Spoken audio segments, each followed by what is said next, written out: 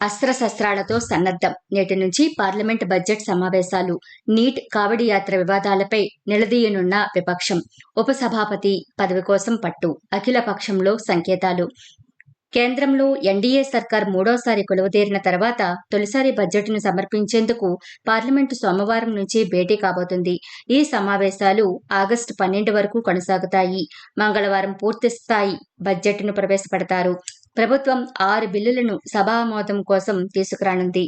నీటి ప్రశ్నాపత్రం leakage, railway భద్రత, కావడి యాత్ర మార్గంలో హోటళ్లపై యజమానుల పేర్లు రాయాలనే నిబంధన వంటి అంశాలపై కేంద్రాన్ని ఐక్యంగా నిలదీయాలని విపక్షం భావిస్తుంది. సంప్రదాయాన్ని అనుసరించి డిప్యూటీ స్పీకర్ పదవిని ప్రతిపక్షాలకు కేటాయించాలని ఆదివారం నాటి అఖిలపక్ష సమావేశంలో కాంగ్రెస్ డిమాండ్ చేసింది. బడ్జెట్ సమావేశాల కార్యాచరణపై చర్చించేందుకు రక్షణ మంత్రి రాజ్నాథ్ సింగ్ అధ్యక్షతన ఆ ప్రభుత్వం దీనిని నిర్వహించింది. గలం వినిపించే అవకాశం ఇవ్వండి. ఒక సభ్యుడు చొప్పున ఉన్న పార్టీలు సహా ఈసారి అందరినీ అఖిల పక్షానికి ఆహ్వానించారు. 44 పార్టీల నుంచి 55 మంది నేతలు హాజరై డిమాండ్లు వినిపించారు. ఆంధ్రప్రదేశ్, బీహార్, ఒడిశాలకు ప్రత్యేక హోదా కల్పించాలని వైకాపా, జేడీయూ, విజద నేతలు డిమాండ్ చేశారు. కావడి యాత్ర అంశాన్ని సమాజ్వాదీ పార్టీ ఎంపీ రామ్ గోపాల్ యాదవ్ ప్రస్తావించారు.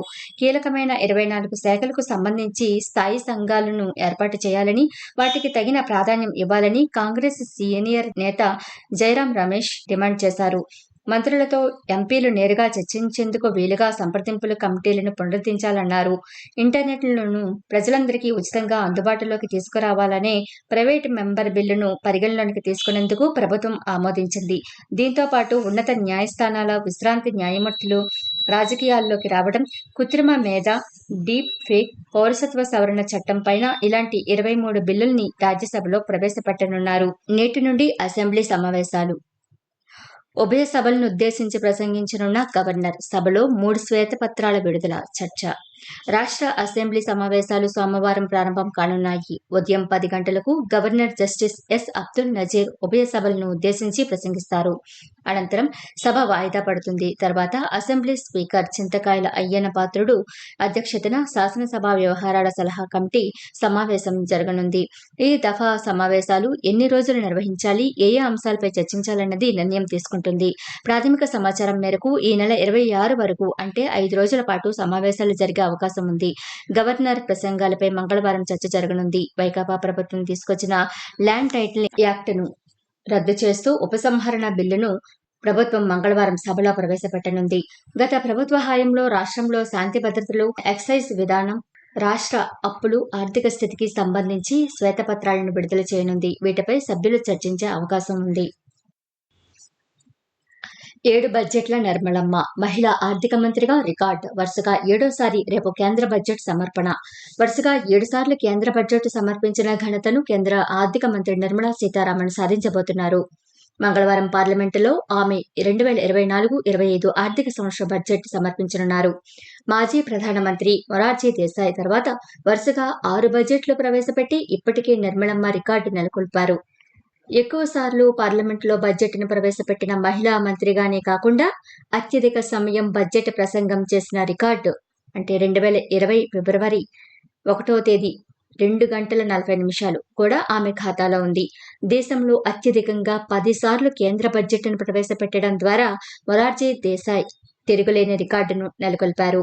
వరుసగా కాకుండా విరామాలతో అంటే 1959-64, 1967-69 మధ్య ఆయన బడ్జెట్లు ప్రవేశపెట్టారు.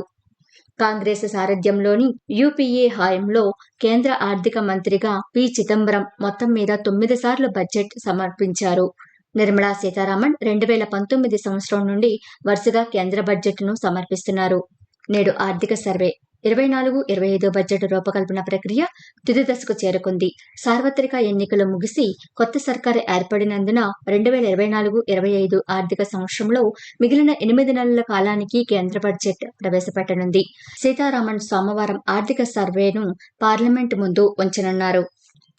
ఎన్సీఈఆర్టీ 6వ తరగతి పుస్తకంలో మార్పు. భారత ప్రధాన రేఖపై ప్రస్తావన. ఎన్సీఈఆర్టీ కొత్తగా తీసుకువచ్చిన 6వ తరగతి సాంఘిక విజ్ఞాన శాస్త్ర పుస్తకంలో పలు మార్పులు చోటు చేసుకున్నాయి. గ్రీనిచ్ రేఖ కంటే ముందుగానే భారత్కు సొంతంగా ప్రధాన మధ్యరేఖ ఉందని, దానిని మధ్యరేఖ అని పిలుస్తారని, అది మధ్యప్రదేశ్లోని ఉజ్జయిని మీదుగా వెళ్లిందని కొత్తగా తీసుకువచ్చిన పుస్తకంలో పేర్కొన్నారు. దీనితో పాటు కుల వివక్ష ప్రస్తావన లేకపోవడం, బిఆర్ అంబేద్కర్ అనుభవించిన వివక్ష అంశాల్లో సర్దుబాట్లు, హరప్పా నాగరికతను సింధు సరస్వతిగా పేర్కొనడం వంటి మార్పులు ఈ పుస్తకంలో ఉన్నాయి. Exploring society India and beyond పేరుతో ఉన్న ఈ పుస్తకంలో కుల వ్యవస్థ గురించి ప్రస్తావించకుండా వేదాలు అంశాలను వివరించారు. అలాగే ఈ పుస్తకంలో వ్యవసాయం, నేత, కుమ్మరి, వడ్రంగి వంటి వివిధ వృత్తుల గురించి పేర్కొన్నారు.